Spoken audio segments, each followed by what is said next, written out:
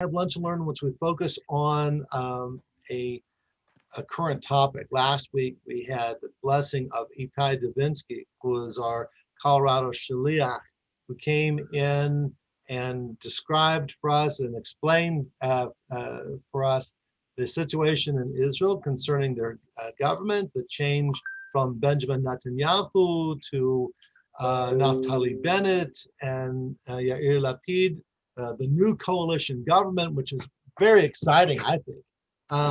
But it's also of some trepidation. What is it going to be like for this new government? How long will this coalition of 8 different parties last?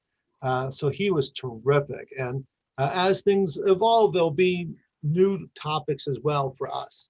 But we also have with Lunch and Learn an opportunity to look at some texts in a little bit more depth. You know, on Tuesdays, we do the Parashat Shavua, the Torah portion of the week. But I wanted to have, until we get another pressing topic that will interrupt this flow, we'll look at a text, the Pirkei Avot. Now, last night with our Bible and Beers, Brotherhood Bible and Beers, we had Pirkei Avot, and we talked about that from the angle of the chapters of the fathers, the wisdom of the fathers, some of the dad-isms that we had. But this is a whole different angle. Now, some of you may remember some years ago when we had our Sinai Sundays, we looked at this book. This is from Rabbi Rami Shapiro. It's called Ethics of the Sages. And the reason I wanted to look at it is because he has a philosophical take. And what I'm going to be bringing up on the screen at some point are excerpts from his terrific book that have 2 things. One is his philosophy of, in which he talks about the mochin gedalut, or from gadol, the expansive mind, the perspective, the attitude that takes in a larger picture, and the mochin katanut, the from katan, or small, the narrow focus, the smaller perspective that seems to shut out much of the world, and maybe is only narrow focused on those things that are of personal interest. And he contrasts those 2 views and is convinced, and certainly I share much of his thought, that the theme within the sages of Pirkei Avot, of the Mishnah, of our Gemara, of our Talmud, of our Jewish tradition, is to promote a mochin gedalut, a wider perspective. Yes, we have our self-interests, but self-interest doesn't mean we have to be selfish. And so looking at these chapters, these pieces of wisdom, we're going to look at some of the philosophy and the commentary. Now that is all drawn up into his rather unique translation of the text. And we're going to get into more of that as we go in subsequent weeks. I will put up on the screen some contrast between a more traditional translation of this Mishnah Oth from Pirkei Avot and his much more free-ranging paraphrase of the Hebrew, because he paraphrases it in a way to accentuate this philosophic view, which I think is certainly appropriate and interesting. So I thought it would be a wonderful way for us to start. I'm going to begin this little Torah and Mishnah investigation with the blessing, naturally, as we say, Baruch atah Adonai Eloheinu melech haolam asher kedeshanu b'mitzvotav v'nitanu Torah. Praise are you, Adonai, our God, creator of the universe. You've sanctified us with mitzvot, and you've commanded us to engage with words of Torah. So, Lewis, welcome. Steve Friedman, welcome as well. And I know Arnie came on. Mark Sorkin, good. In the last episode, nice to see everybody again. So I'm going to bring up on the screen. This is just a scan. It's not as clean as the other text that I was able to produce myself. So this is a scan of that text. If I can bring it up somehow. Probably a Okay. That's not it. Sorry. Probably a scam. Okay, hold on.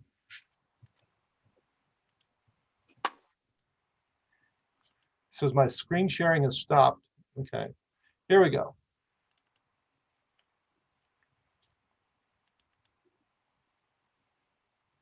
Oh, shoot. Can you guys see me? Yep. Okay. So my screen share was having a little bit of an issue. Here we go. How's that? Okay. And we'll make this a little bit larger if you're nice people. Yes, I'm as nice as I could be. Yes, you are. Okay, here we go. Okay, good. So this is, again, Rami Shapiro explaining that has translations work from this philosophic point of view. And I'm going to go ahead and read this part because it's not yet the Pirkei Avot. And this is what he says. He says, his philosophy he's taking from Martin Buber, the great philosopher, in which he mentions, Buber does, says it's said of a certain Talmudic master that the paths of heaven were as bright to him as the streets of the native town. Now, Rami Shapiro quotes those like the Baal Shem Tov, who says that should be just the opposite. Rather, it's greater if the streets of your native town are as bright to you as the paths of heaven, i.e. that you're aware of the sacredness of life. And for, he then goes on saying, Olam haba, which is here equated with heaven, is not, and this is the key, is not an alternative to Olam hazeh. Olam hazeh is this world.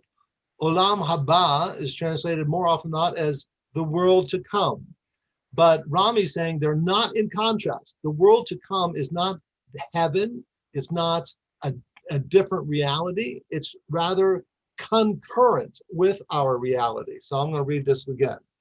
Olam haba, here equated with heaven, is not an alternative to Olam hazeh, but rather a way of being in Olam hazeh, in this world, that sees it as the hidden life of God. Olam haba is a state of mind. It's not a place, it's not a heaven, it's not an other thing. It's rather a state of mind, which the Chassidim called mochin de gadlut. Again, from the word gadol, or the mind that is expansive, the mind that is great, the spacious mind he uses. Spacious mind sees the world as the hidden life of God, i.e. you see the world itself, but you also see the spiritual dimensions at the same time. Spacious mind sees the world as the hidden life of God. The mind that fails to see this world as divine, and which imagines Olam haba as something other than Olam hazeh, who looks at Olam haba, the world to come, or the heaven, or the divine, as separate from this world, is looking at the world with mochin de katnut, from katan, or small, the mind that is small, the mind that is narrow. Both minds exist in each of us. Narrow mind is the mind that focuses on the seeming duality of things. I and thou, us and them, up and down, the binary way of looking at the world, right? Good and evil. Spacious mind is the mind that sees duality in the larger frame of non-duality. Spacious mind is the mind that understands God when God says, I form light and create darkness. I make goodness and create evil. I, Adonai, do all these things. That's from the prophet Isaiah. Narrow mind sees the world as us and them, good and evil, and desires a world to come that is us without them, good without evil. Spacious mind knows this desire to be as ridiculous as to desire a world of up without down, or in without out. To narrow mind, everything is other. to spacious mind, everything is one. Olam haba, the world to come, heaven, is olam hazeh, is this world when seen from the spacious mind. Yet olam haba, the heavenly world, is more than a psychological shift of awareness. It also carries with it a political transformation. When you realize God is all, i.e., all life, all being is of God, then you engage all as God. You meet each being as a manifestation of the one being and treat all things with justice, compassion, and humility. This is the politics of Olam Haba that Pirkei Avot, the Mishnah that we're about to study, this is the politics that Pirkei Avot promotes. Living the awakened life of Mochin de Gadlut, the expansive mind, both psychologically and politically. Politically meaning not politics, Democrats, Republicans, but rather politically, i.e., how we get along with people. Politics should be how we resolve issues to help people. That's his use of politics here. It's not the partisan things that go on in Washington. Both psychologically and politically is what Pirkei Avot is about, and I hope my translation helps you in both regards. So that was his original take, which I thought was spectacular. Now, the reason I wanted to focus, this is from the introduction, and you can tell it's introduction because it uses Latin numerals.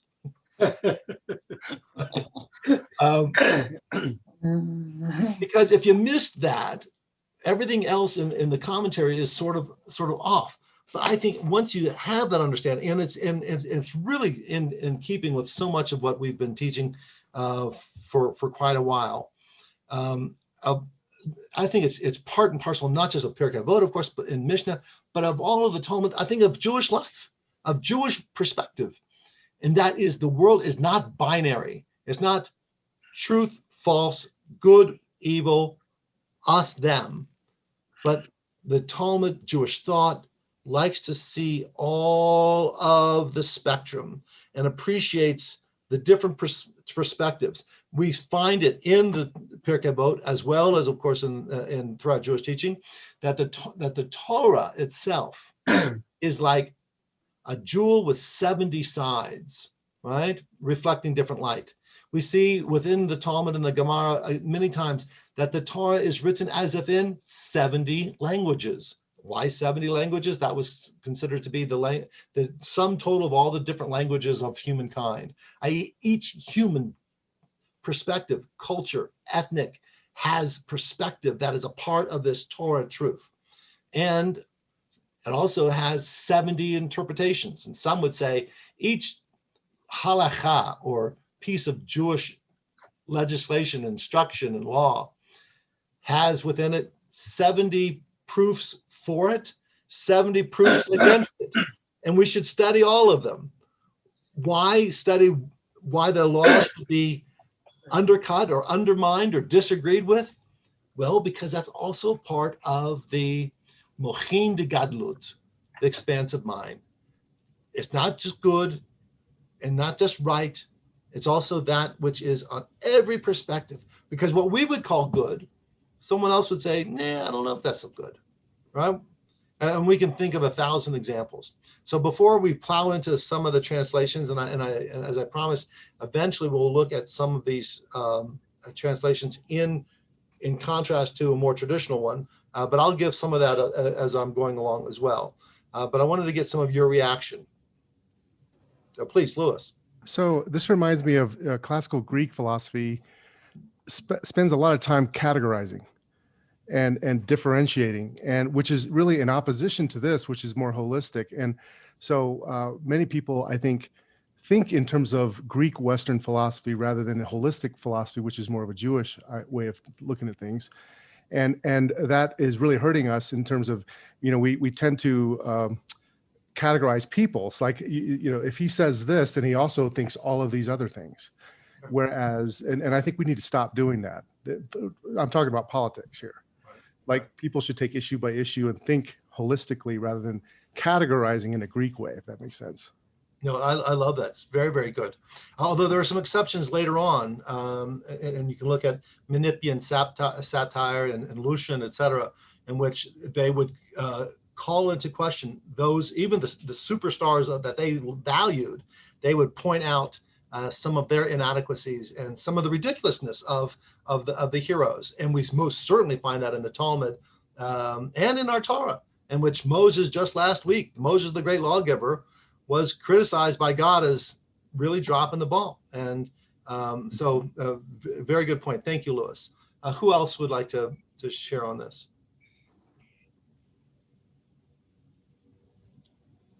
Go ahead, Jerry, please. Yeah, I think that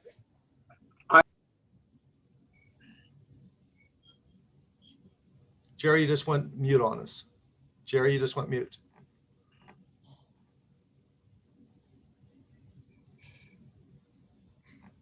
Jerry, you're muting on us. there I go. Yeah, I think that what it's saying is that everyone has good and evil within them. But I think as a whole, one outweighs the other in an individual. So I can't see it as an equal division. That's a very important point, and thank you for that. Now, it's not just looking at the individual. Yes, of course, we have the Yetzer Tov, Yetzer Hara, we have the evil inclination, good inclination within us that's wrestling back and forth. And we know within ourselves that we have a whole spectrum of feeling and perspective and attitudes. But a look at life that does not accept a binary, i.e. good versus evil, right? And we can see on countless examples of that good versus evil is not, or even right versus wrong. I mean, there are so many points in between that. The danger, of course, of engaging in that is that you can be reduced to a relativism, i.e., and that's the cynical extremism of it, i.e., since there's no good versus evil, and there's points of view all along that spectrum, therefore, the truth is, goodness is whatever I say it is. Well, no. That's not what it's saying. But it is pointing out. I'll give you a great example.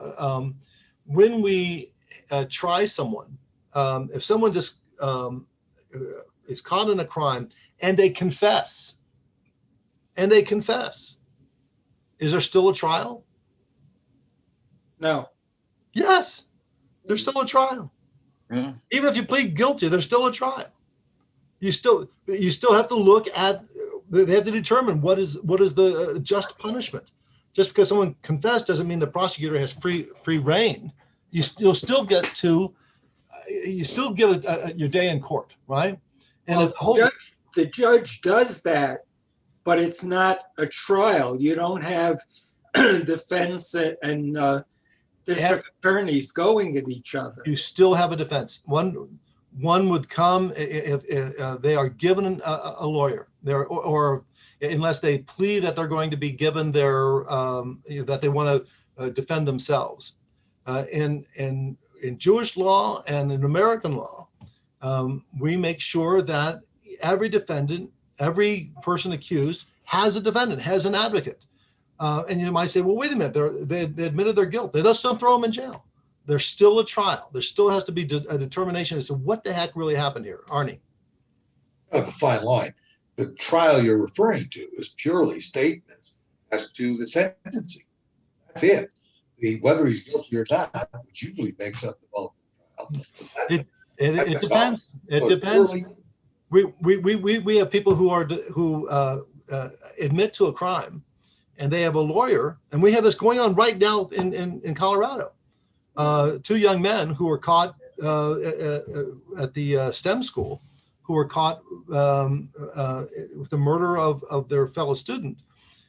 They admitted guilt, but the defense is there were circumstances beyond that guilt. It's not I declare myself guilty and therefore I had no defense. You still have a trial. And that's what they're going. It's on the daily news, for goodness sakes. 2 kids who admitted they were caught, they're in jail, but now there's still a trial. What's the trial about? Because it's not just innocent or guilty. There are these other points that we as a community have to decide, and making sure that that is differentiated from that which is the relativism of, well, everything is good and everything is bad, and therefore everything I say is okay. It's rather looking for that which is emet, that which is truth. And just get a little midrashic on you. The word true in Hebrew, emet, starts with aleph, which is the first letter of the alphabet, concludes with tav, which is the final letter of the alphabet. And in the middle of emet, truth, is the mem, which is the middle letter, i.e. truth has to incorporate a perspective, a mochin de gadlut, of both the beginning, the middle, and the end. If we just go right to the end or right to the beginning, we're going to miss it. We need the whole thing for it to be truth. What do you think? We got a whole sermon out of this, for goodness sake. All right. Okay, let me see what I got here. Okay, I'm going to try to get to this piece here. And I've got this one over here. Now, hey, it's actually working. Now, this is a miracle. And I have to give credit to Susie for making this happen. So before you yell at me, I'm going to try to make this a little bit larger. Okay, I can't make it too large, but how's that? Does that work? Yep. Okay, so let's look at the one on the right-hand side first, Shimon HaTzadik. Now, the first Mishnah of Mishnahot of Pirkei Avot we read last night at Bible and Bears. It talks about the transition, the transmission of Torah and of perspective from Moses to Joshua to the elders to the sages of the Sanhedrin, etc. We're going to go to the second Mishnah, which we did not study last night. So Jerry, you and Arnie and others don't think, oh, we already studied this. You didn't study this. So who would like to read 1.2, chapter 1, the second Mishnah? 1.2. I'll read it. Thank you. Shimon HaTzadik was among the last of the great assembly. He used to say, the world rests on 3 things: on wisdom, on surrender, on compassion. Now, al shlosha devarim, right? Which we al haTorah, al ha'avodah, al gemilut chasadim, right? Al haTorah, he's translating as wisdom. Al ha'avodah, which is service, he's translating as surrender, which is sort of a shaky translation. But what is service? I'm giving of myself. I'm presenting myself in supplication, in service to God, in acknowledgement and in appreciation to God, right? So I'm surrendering my arrogance. I'm surrendering my attitude of being the center of the universe, of being the whole of the universe, but rather I'm saying, no, God is the whole of the universe. I'm just an infinitesimally small part of it. And so I give avodah shebalev, I'm surrendering the service of my heart to God. And gimilut chasadim is compassion. So it's an interesting translation that challenges us. So when we march around with al shlosha devarim, then you have a whole different way of looking at it. So who would like to go ahead and continue with the commentary, number 8? Antigonus. No, 8 on the left-hand side. Oh, literally Torah worship and loving kindness. The true Torah is wisdom, knowing that one God manifests as one world, one humanity, and one moral code, justice and compassion for all. True worship is surrender to God's will, that is reality as it manifests in and as you at this and every moment. When you surrender to reality, you engage each moment and all that it brings with grace, humor, and thanksgiving. Hence Job's comment to his wife, shall we accept only good from God and not evil? True loving kindness is compassion towards self and other. When you awaken to wisdom and know reality as God's will, narrow mind, Mohin the Kanut, yields to spacious mind, Mohin the Gadlut, and you experience the greater Shalmut, Shalemut, or from shalom, or wholeness. wholeness, that is God. This gives rise to an overwhelming sense of compassion for self and other in the infinite expanse of God. Okay, there's a lot to unpack there, but I want to look first of all at this little piece from Job, because we had that in earlier in from Isaiah. God who creates light and creates, now we say light and darkness in the Yotzer Or. It's a translation from Isaiah, but Isaiah, the prophet, didn't just say God Yotzer Or. There's also Yotzer Or, Yotzer Choshet, Yotzer Tov, Yotzer. We say Et Hakol, who creates then all, but Isaiah says Yotzer Tov, the Yotzer Hara. God also creates that which we would call Ra, or bad. Now, here's translated Ra as evil. And Job is now citing the same kind of teaching. Shall we accept only what is good from God and not from evil? So let's think of this in a second. Who the hell wants to accept evil? I don't want to accept evil. What does that mean? What would Isaiah, the great prophet, mean? And what is Job saying? And why do we say that it's okay? You don't have a choice. Go ahead. What happened to Job was not his choice. You know, all the ills that befell on him. He was a good man, and yet still he had all those terrible things happen. It's terrific. Very, very good. What else? Who else has something to share on this?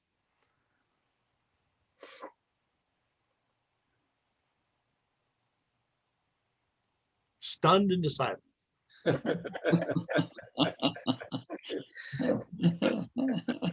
Well, I don't want to push it too hard, but you know, I do a lot of funerals, right? And death is bad, right? Right? None of us want that. But then again, death is. We're not going to live forever. The sun's not going to live forever. You know, the whole, all of our existence, the earth is going to be consumed by something at some point. And if we keep going the way we do, it'll be sooner than later. But is that then, if we know that for sure, death is one of our realities, it's one of our truths, that we're not going to live forever, is it right then to say that it's bad? No. It's a perspective. You know, to the living individual, death may be bad, but as you say, it's a given.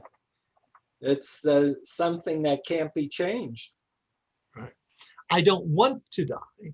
I want to live for as long as I can. But death itself can't be bad because it just is one of the givens, right? Yeah. Exactly right. Does it make sense? Yeah. But we assign those things to bad. We assign a lot of things to bad. But and to see that, wait a minute, no, it's some of life, it just is. And to be in relationship with it. He's going to get into eventually, and I'm going to steal one of his commentaries down the road. It's not in this immediate section that we're looking at. That life itself can be, in an analogy, can be like the waves and an ocean. All right. So when you go to a beach and you have the waves, I love wading out there, and the waves lap in, and as you go further and further, and the waves get higher and higher, you can't stand up to them. They're too strong, right? You can't force with your strength against the waves. That's fruitless. But you can turn around and ride that wave and allow yourself to go with it. And there are people analogously who are always fighting the wave of life, railing against the realities of existence, including that we don't live forever, that we do get sick, and sometimes we're not our best selves, and rather to ride with it and acknowledge it for what it is and try to go with it as gracefully as possible. Yeah, go ahead. And sometime you may be attacked by a shark and you could die sooner than you wanted. Well, then that would be bad. That can happen on dry land, though. Pardon? That can also happen on dry land. Being attacked by a shark? Yeah, different kinds of sharks. Different sharks, a con person, right? Yeah. Yeah, or a card shark playing 5-card Monty. 3-card Monty, whatever. Okay, let's get back to our text. We only did one so far. I think that's good. Okay, we're gonna get to the next one. Okay, now we're gonna look at, I'm gonna have to make this a little bit smaller just for the second.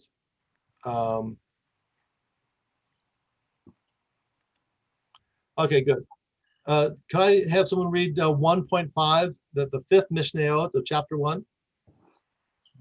Can't see it. I'll open your house to everyone. Treat the poor as family, and do not disrespect women with idle chatter. This is true, not only regarding a wife, but all women. For anyone who seeks to impress women with idle chatter attracts evil, forgets wisdom, and inherits hell. Oh, now the more traditional translation seems a little bit more misogynistic. It says, don't prolong your conversations with women. He's taking this into the fear that the sages had, that if you are going around with flirtatious talk, whether you're married or not married, and there are different aspects to that. So let's look, and can I get either Lori or Natalie to read this to sort of see number 13 and 14? If I can get you to, I'll make it a little bit larger for you too. 13 and 14 on the left-hand side of the page. Okay. Natalie, you want to take it? All right, I'll do it. Rabbi Yosef ben Yochanan's hospitality is more radical than his friends, for he challenges you to open your house not only to the sages, but to the world. Do not imagine your home is a castle, a defense against the world. Rather, live without defenses, seeing everyone as family, sons and daughters of the only one we call God. Ah, very good. Be hospitable. Okay, that's very sweet. So, but let's get to number 14, Natalie. This is the one where he's talking about idle talk, flirtatious talk with women. Idle chatter is the currency of narrow mind. The words are self-serving. The words are self-serving, impressing another to maintain the illusion of self. Speak without attention, and you speak carelessly, shallowly, giving bad advice and falling easily into gossip. Flirtatious talk is the epitome of idle chatter, leading you into the hell of your own self-obsessed drama. Ooh, now someone's got to write that down. You need to share that. Flirtatious talk. Now think of it. Now there's the cartoonish examples of flirtatious talk, but we've all seen it, and we may have even indulged in it, depending on when how you were when you were in your late teens and early 20s. Most certainly you may have indulged in it. Flirtatious talk is the epitome of idle chatter because it leads you into the hell of your own self-obsessed drama. Wow. Let's unpack that a little bit. Can I buy you a drink? What's your sign? You're red then done. What Avarah are you in? So I mean, on one hand, you think, wait a minute, does that mean we shouldn't talk, to people who are of the opposite sex, or it can never be flirtatious? And I don't know, what is it saying? What is it saying to you? Says to me that everything can be carried to an extreme. We had gone to a Chabad to see what it was like in Albuquerque, and it was closed, but there was a young man that was just locking the door, and he said, "Oh, come in and I'll show you around." And after it all, Natalie says, "Thank you very much," and puts out her hand. And he puts his hands. He went back about 10 feet. Puts his hands behind his back and he says, "You're welcome." So you can carry everything to an extreme. Well, but you know what? It's a sign of sinut, or modesty, and the idea of not having physical contact with another person, shamar nagia, they call it, that I'm observant of not touching another person, is very important, because there are a lot of people who are very sensitive to a touch, that not for religious reasons, but for emotional reasons, or physical reasons. From his point of view, it was, and we studied this a little bit last night, a sayag leTorah. So if you're a shemor nagia, if you are observant to be sure that you're not putting your hands on someone unnecessarily, or touching someone unnecessarily, or inappropriately, then that is a fence or a protection against all kinds of offensive actions that would make someone feel uncomfortable, or would violate their sense of safety and propriety. So that it's a very interesting concept that he has. Now, I wish he would have taken some time and explained what Shemor Nagia is, about that, about the concern not to have inappropriate touching, number one, and of sinut, of sense of modesty. And so I don't know if that's if that's exactly what we're talking about with taking it to the extreme. Although I understand what it is, it's just that his perspective, I think we can appreciate there's some solid basis with it.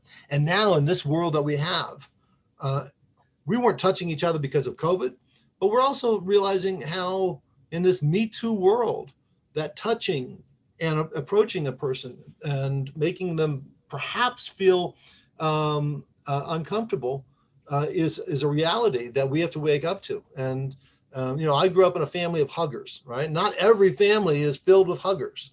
And so Susan did not grow up with a family of huggers. And so she keeps saying, "Rick, you can't hug everybody." I go, "Okay, but it's hard. I grew up with that. How do you do it?" Right? So, but you have to make sure that when you're looking at someone, and it's hard, because if I see Alan Markman right here, I'm going to give him a hug, right? I've known him forever. But if his cousin's there, I might hug Alan, but I'm not going to hug his cousin because I don't know his cousin. Does that make sense? Yeah, totally. Okay, Mark Sorkin. Rabbi, although this is a great insight to that, I think you and I both know that this law about touching people was set up to prevent illicit relationship between man and woman. And you could they could have tried to shake in that rabbi's hand from Chabad, and he would have done it for Jerry, but not for Jerry's wife or any other woman for that. In fact, I've had arguments with them about that. I said, what about the fact that it hurt somebody's feelings when they're reaching out to you and you withdraw? He says, well, God said that's what we got to do. Right. That's a very good point, Mark. Thank you. And you're right. He will touch Jerry he'll reach out his hand and give him a hug, but not his wife. And there is that sexual tension there as well, which is real. But I'm not going to devolve into the whole Me Too thing, because we've been through it. But one of the great lessons we've all learned from this, these stories that have come out, is a realization that there are women who are made to feel very uncomfortable in the workplace and in relationships with people who feel, who are whether it's inadvertent or it's overt, I don't know, who put their hands on a woman and the woman's feeling like, why is he putting his hands on me, right? And we might think, well, it had nothing to do with anything. I might put my hand on Arnie or from Jerry or Mike or Mark or Alan, but you have to be careful before you put it on a woman. And we don't think anything of it, Mark, but some women were saying they do think something of it. And therefore we've got to step back and say, wait a minute, if the gesture was supposed to be friendly and welcoming and filled with camaraderie, that's not how it's being taken. And if it's not taken that way, if it's rather taken as an offensive or that I'm interfering with their space, I've got to own that and be respectful of it. Have you ever put your hand on a back of a kid who has Asperger's syndrome or something like it? They just cringe. Right. And you realize then not everybody's getting what you didn't, you're not there. What's happening wasn't as planned. Right. For you.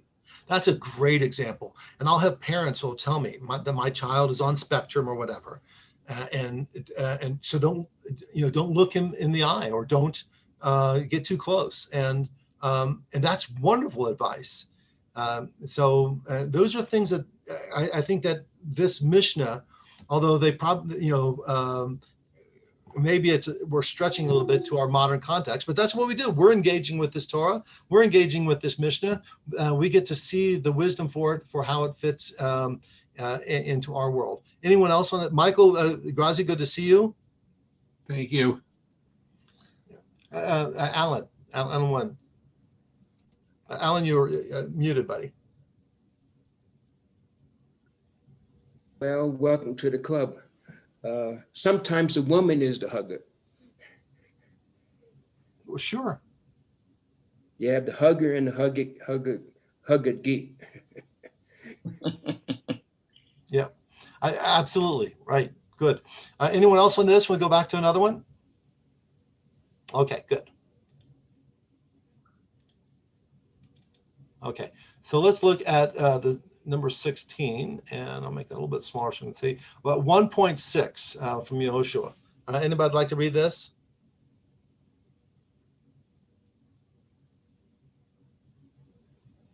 Yehoshua ben Perachia and Nitai of Arbel received transmission from Yosei ben Yotzer and Yosei ben Yochanan. Yeah, simply means that they received this teaching, the line of transmission of Torah of wisdom.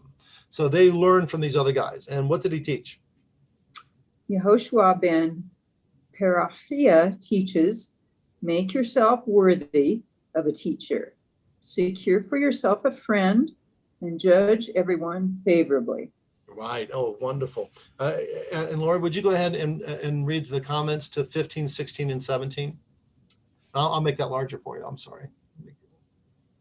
3 things make you worthy of a teacher: the capacity to listen in the beginning, the ability to question in the middle, and the courage to go your own way in the end. Isn't that wonderful? So if you're right, yeah. I like the courage to go your own way in the end. Right. This is related to number 16, and so go ahead and do that one as well. A teacher shares what she knows. A friend helps clarify what you know. The Hebrew kaneh, here translated as secure, literally means to buy. What does a real friend cost? Absolute honesty. All right. Now, this phrase is used somewhat ubiquitously. We say, "Aseh lecha chaver," or "Aseh lecha rav," make for yourself a friend. Make for yourself a teacher. And the idea of making for yourself a teacher is it's a very interesting concept. You have to seek out someone that you can learn from. And sometimes you have to make yourself do it, right? We all have something that we can learn from each other. I think that's what the beauty of Lunch and Learn is all about.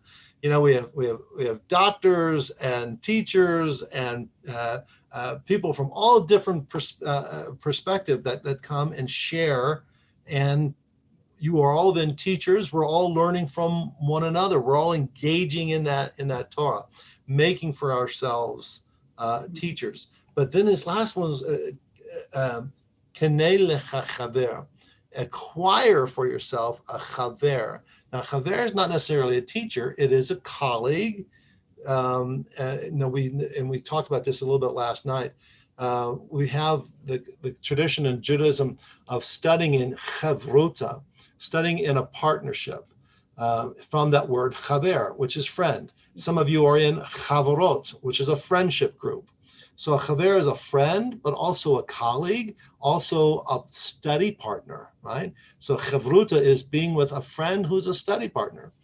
And the idea is you have to acquire one. Well, how do I acquire a friend that I want to study with and that wants to study with me? And so what's your thought? Well, it almost comes automatically. You become a friend over time, not immediately. Sometimes maybe immediately.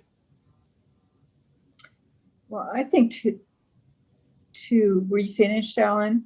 Yes, yes. To acquire a friend that you want to study with takes a lot of getting to know the friend, because for me, as an example, to want to study with somebody, I want to study with somebody that it's a fair exchange with, that we're kind of on the same level, or maybe that person's a little above me. I don't want to constantly be the teacher. So, you know, I'd have to know something about that person in order to judge whether, you know, we were equals or would make a good partner. Right. Well, you don't know that really until you start, right? You might think that person's a good one to study with, but maybe not. Once you start, yeah, you might just discover, not really. This person is maybe too quiet, never responds, and is not as invested in it. And so one of the things that he concludes with is that, how do you acquire a good friend? And he says, with honesty. And so sometimes you have to be honest with a friend and saying, you know what, I need more from you in this study partner. I need more of you in this friendship. There are people who come to me and they say they're having a hard time with this friend or that relationship with someone because they feel that they're always giving and the other person is not as giving. Right. And that's part of it too. Well, you can either live with it and suffer with it, or at some point address it honestly and sensitively to say, you know, I need more from this relationship. Go ahead, Alan. That's why in the shul, you don't read by rote, or because you may embarrass somebody who is struggling on. Right. Okay. You have to be sensitive to where they are. Very good. That's one of the reasons, by the way, in the Reform movement, for when there's Kaddish, you know, if you go to many conservative and most Orthodox synagogues, when there's Kaddish, who stands up and recites it? People with yard site. Right. Those who are having a yard site, right? Right. But who recites it in the Reform movement? Everybody. Everybody. Why? Because there are people, you know, I'm at a funeral. I make sure to read the Kaddish extra slowly. I know many of them are not used to reciting it, and it's not easy. It's Aramaic, not just Hebrew. And I don't want them to feel embarrassed. I want them to feel empowered, that they have something that they can share that's traditional and beautiful as a tribute to their loved one who has passed away. And so if I'm going on as fast as I can, it doesn't help them, right? No. Maybe maybe save me some time, or maybe it's a show-off thing. So it's not about me, it's about them. Slow it down for them. Good, Arnie. Yeah, this idea, I mean, Judaism was so ahead of its time with this idea of studying with a Averot. Those, I don't know how many doctors are here, if you kept track of what's going on in medical school now, the lecture is dead for all intents and purposes. Now it's groups. They even build rooms for this, where you have 4 or 5 kids sitting around, there's a screen, and basically a facilitator is what you add. You know, and that's how they learn. They research it, they look up, they discuss it. Arnie, you just went muted. The data is there to support it because it keeps it between the rails, which is important. Which, and secondly, your applicability of it when you discuss it becomes far more relevant. Just sitting at home quietly and reading it, which I think is incredible. So I'm always amazed to do this. And we were doing this, you know, how many hundreds of years ago, and now finally I don't know what's going on in the rest of the colleges, but I know in medical schools now that is the mode. Because it's rare to get lectures. I love it. It also teaches them to work collaboratively with their colleagues. Right. Really wonderful. Very good. Anyone else on that? Arnie, Alan. At the Chabad, sometimes there's one-on-one with the Rabbi Siborowski. Uh-huh. I've never participated in that, but I would be at ease. I mean, not at ease. I would not be at ease with his, if he doesn't dumb down to my level, or any rabbi for that matter. Right. The rabbi has to be kind and understand the situation. Yeah, but we're not talking about just a rabbi here. The first one was, you know, make for yourself a rab. Okay, we get a rabbi. But then it says acquire a friend, a study partner, a colleague, which that again, it takes two. You know, so to be in a good study session, you have to have something to offer and be interested in what someone else has to say. Again, I think that's exactly what we do here at Lunch and Learn. We get to share. Linda, go ahead and unmute and share with us. Unmute though, Linda. That's what I was going to allude to, is that, I don't know, 95% of us in this session today, and if there were more people, the number would be higher, but we've all been studying together for, gosh, what, Rabbi, at least 15 years, probably more like 18. And some of us have also studied in other venues with each other and, you know, become friends through study. And so. I love that. That's Yeah. very, very good. And thank you. And indeed you are, Linda.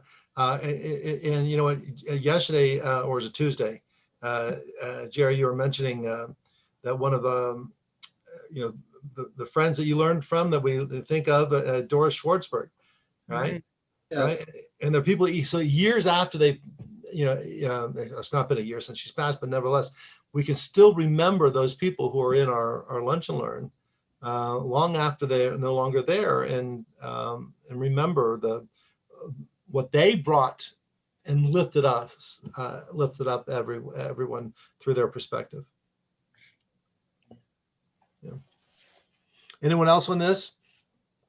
Okay, I got one more. Okay, and this is 1:7, right? So who would like to read this one? I'll read it. Thank you, Natalie. Nitai of Arvel teaches, distance yourself from a bad neighbor. Do not collaborate with evil, and do not despair of justice. Okay, go 18, 19, 20. A bad neighbor sows discord through gossip, slander, and lies. Stay away from these. Do, do not conspire to pervert the truth or exploit another, and in time justice will prevail, for evil cannot succeed alone. Do not despair because justice is slow. Do justly yourself and work for justice in your community, and in the end, evil will fall before it. Now, I wish it was that easy. We could all just say, yeah, and it's not a problem. Justice is slow and it's going to work out and evil will fall. And I'm not so sure that that's an easy given there. What do you think? I agree. Me too. Go ahead, share, expand on that. I was just thinking that at what point do you draw the line between taking action and then just waiting because everything's going to be okay? It's like that line is hard to know. And specifically what that action is that's the hard thing, is finding out specifically what the action should be associated with evil, etc. All right. Very good. Who else? Well, I think maybe one of the examples is Israel itself, for over all these years and years and years that they've tried to succeed in peace, and it's never fallen in. It's never happened. Justice did not prevail. It hasn't. I have to catch myself on this once in a while because, you'll have people who are anti-Israel who will say the most outrageous things, terrible things, negative things, hurtful things. And you want to respond by being equally hurtful and being equally mean, because you want them to feel what they just made you feel. You want to say, how do you like it, right? So here's some ugliness back. Here's some anger back. I want you to suffer too, because that's how you're making me feel. And then you think, well, that's not really going to help very much.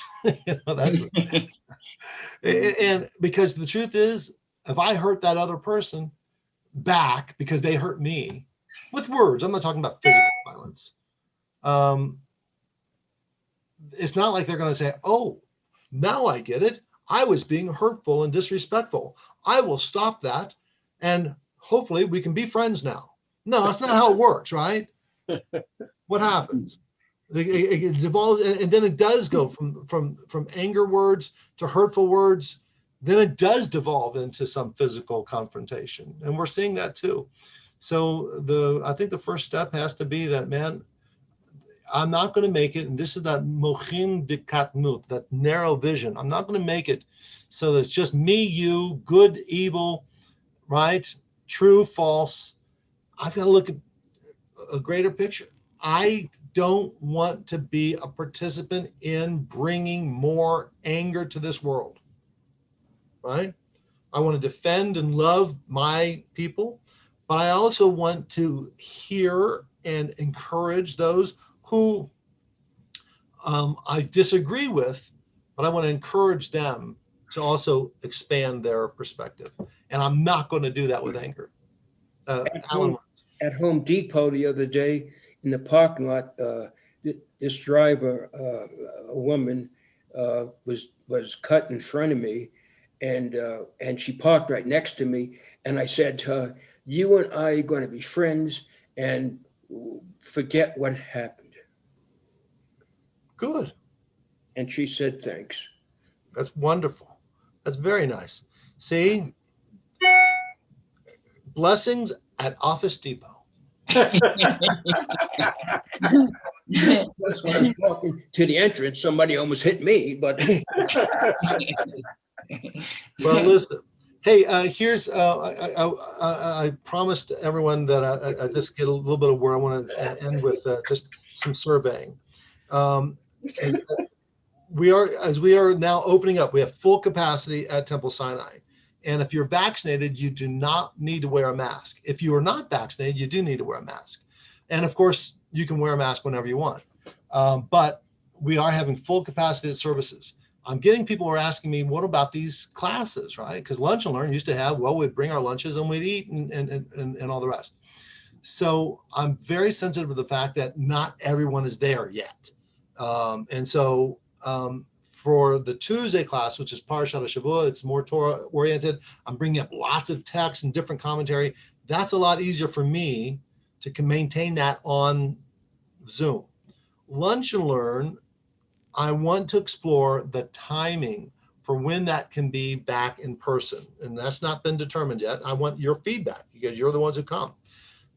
Number one, that. Number two, we will still try to have some kind of pad or something that will be at this in-person Lunch and Learn, so that those who are online will still be able to see the group and participate in some way. I don't know exactly how that works because that's a hybrid version that, quite frankly, we would still have to get used to it and learn from it as we did all of these Zoom things. But I think it is doable.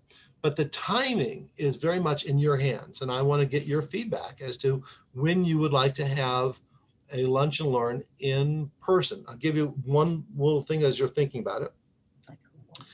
Bible and Beers, I said the same thing. And they said, you know, a lot of the guys said, we want to come back and in person. We're going to be at Darcy's, we're going to be at Zane's, or whatever, and we're going to be in person. But then when we surveyed the group, we had 17, 18 people last night, and more than half said not yet. Okay. And I appreciate that. Some said not until after the fall. We have to see how this is going to unfold. We're going to see about the vaccination, So we're going to honor that. We're not going to meet in person until after the fall, even though we will have some sessions in person. We'll do some brotherhood things like a breakfast, etc. But in regard to Lunch and Learn, I want to get your feedback. So can you share with me some of your thoughts? Well, I will. Yeah, Linda, please. Well, I already shared with you on the phone, Rabbi, but I'll share with the group that I'm ready now. If you told me we could have been there today, I would have been there. But I respect those who aren't ready. And I think it's a great idea to try to figure out a way to do it both ways. But I'm ready to meet in person. Okay. Who else would like to share? Thank you, Linda. As you know, Rabbi, I feel exactly the way Linda does. Okay. Well, I enjoy meeting in person too, but it would be nice if we could do it virtually every other week or something like that. I'm not sure how the dynamics of having an iPad there at the meeting would work. But I don't either, Lori. And you know, one of the things that Lisa told me is that that they have purchased a couple of large screens, like 64-inch screens. So if we hook up the Zoom to that way everyone can see the people who are on Zoom, right? as long as they would be paying attention to, I mean, looking, you'd have to notice the person had their hand up or whatever. Right. So I would have to have it so that it's sort of in the corner, so that I could keep an eye on it a little bit. Yeah. And I'd have to designate someone who would kick me in the shin if I So we will work on that. But what about the timing? Again, first, it's not going to happen in the next couple of weeks. We'll need to have some planning and some figuring. And Lisa's gone this week. We just did an annual meeting 2 days ago, and we have a lot of craziness and transitions. This Friday, we're saying goodbye to Dan, and we're saying goodbye to Yoni. And Yoni was the number one man who's helped up with all of this stuff. And so we're going to figure out, now what happens? So I know it won't happen in the next week or two, but it will eventually. And so I know you may not feel comfortable sharing it in this forum. Linda shared with me, Jerry has, others have. I want to make sure I do two things. One is to recreate our friendship, our chavarut in Temple Sinai. Two, we've all learned, I'm especially learned, how important it is to maintain some broadcast, some Zoom, because there are always going to be people who will not be able to physically come in, but they want to be connected. And that sometimes it's because they're on vacation, sometimes they're just not feeling well, or it's too cold out, or whatever the deal is. I don't want to exclude them. And that's my promise to you, okay? Alan, Alan, you're muted. I was going to say, in the wintertime when we have snow, I think people would be happy to do it virtually. yeah, You I'm with you. We'll go back and forth. Anyone else before we tune out? I was just going to mention that, yeah, other synagogues are doing this with smart boards. I've been to some Torah studies with smart boards. I think it's really, once it's in place, it's easy and scalable to do over and over and over again. And like we've crossed a chasm that we're never going to turn back from. So in my opinion, that's what I'm seeing with other groups, not even just in religious aspects. People that are using Zoom will always start using Zoom again in those meetings. So I think having, and we can talk about this, but having that set up, it's really easy to do. And even for the speaker, if you have it set up in the right way, it's easy for the speaker to be able to see who's doing what, and they can, and people who are on Zoom can still participate when you have it in that screen, a smart board or whatever projector that you're using. So I think, and I'm with everybody else that says sooner rather than later. I'm positive it's doable. It's a matter of how soon we can get to it. But thank you, Louis, and any others who have technical expertise will be grateful as well. I want to thank you guys for being with us. Again, Friday night, open capacity. Come say goodbye to Dan and to Yoni. We also have an Ufruf, Dan Yolis and Ali Weiss get married on Sunday. Rabbi Zwerin and I are going to go up and do that wedding. But we have the Ufruf. We're going to call them up for blessings and shower them with sweet candy wrapped.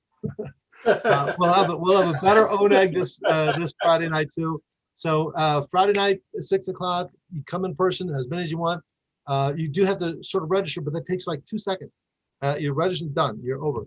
And Jerry, you said you've registered for all the services throughout the rest of July in like 2 seconds, right? Right. All right. And Shabbat morning, 9 a.m. Alan Markin is going to be reading Torah at some point. We got other people back in. So if you want to read Torah, lead service, participate, man, we're all fired up. Right, Alan? Yes. Good. And Michael Grazi, latest from Kathy, good? Well, it's right now she's pretty much out of it, but it should be good. I'll know when they do the MRI. All right, buddy. Keep me in touch. Will do. All right, love you. Take care, everybody. Thank you. Thanks, Rabbi. Thank you. Thank you. Bye.